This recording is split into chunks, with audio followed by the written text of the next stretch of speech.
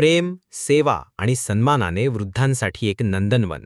Doctor Ravindra Jadhav यांच्या कार्याचा प्रेरणादायी प्रवास. लेखक पत्रकार किशोरराव राणे. प्रस्तावना. एक प्रश्न आपण सगळ्यांनी स्वतःला विचारायला हवा. जेव्हा आपण वृद्ध होऊ तेव्हा आपल्याला कोणत्या गोष्टीची सर्वाधिक गरज असेल? उत्तर फारसं गुंतागुंतीचं नाही.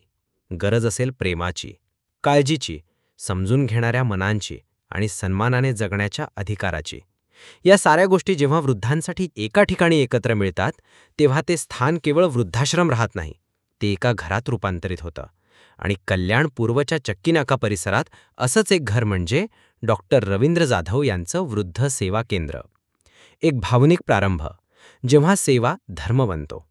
डॉक्टर रवींद्र जाधव आणि त्यांच्या पत्नी डॉक्टर सुरेखा जाधव यांचा प्रवास केवळ वैद्यकीय सेवेपुरता मर्यादित नाही.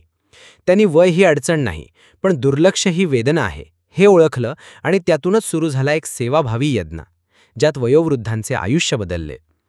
गेल्या 15 वर्षांपासून त्यांनी हजारो वृद्धांच्या चेहऱ्यावरचा शून्य भाव बदलून तिथे आशेचा उजेड फुलवला आहे. सर्व सेवा एका छताखाली ही केवळ घोषणा नाही, ती प्रतिज्ञा आहे. आजही समाजात असे अनेक कुटुंब आहेत ज्यांना वडीलधाऱ्यांसाठी वेळ नाही. काही जण मानसिक थकव्यामुळे, काही आर्थिक अडचणींमुळे आपल्या वृद्धांचे संगोपन करू शकत नाहीत.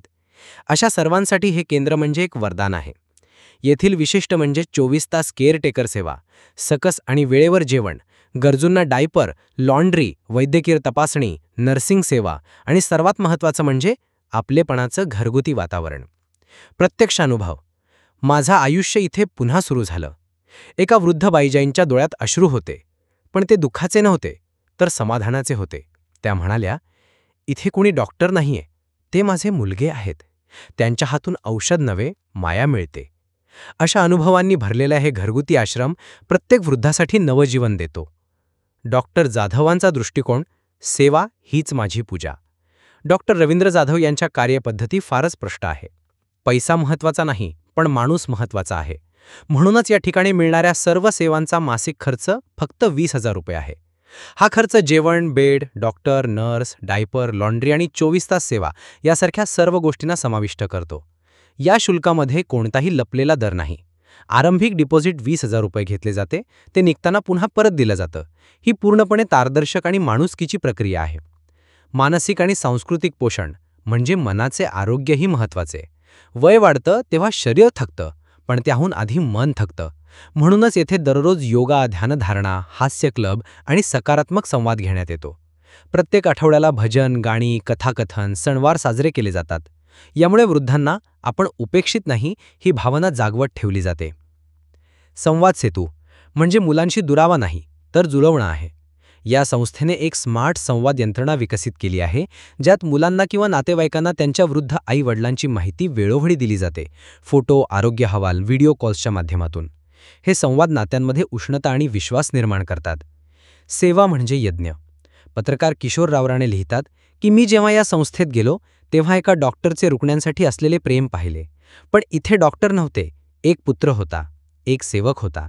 त्यांनी हा लेख फक्त माहिती देण्यासाठी नाही, तर समाजाला एक आरसा दाखवण्यासाठी लिहिला आहे की वृद्ध हे टाकाऊ नाहीत, ते आपल्या संस्कृतीचं प्रतिबिंब आहेत. ज्यांनी आपल्या सुखासाठी सर्व गमावले त्यांच्यासाठी आपण काही देणार का?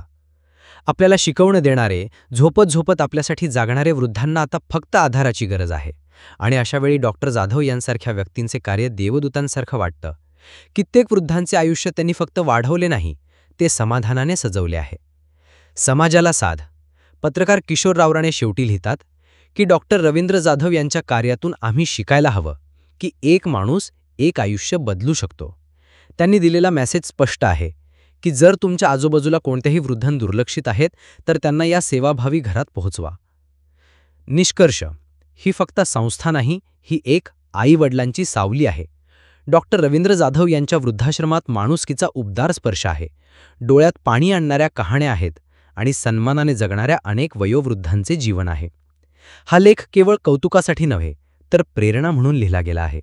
कथाकथनात जर याचा उल्लेख केला तर श्रोत्यांना केवळ माहिती नाही, तर भावनिक ऊर्जा मिळेल, ज्यामुळे समाज बदलू शकेल. लेखक पत्रकार किशोरराव राणे. संदर्भ डॉक्टर रवींद्र जाधव यांच्या वृद्ध सेवा प्रकल्पावरील प्रत्यक्ष भेट आणि अनुभव.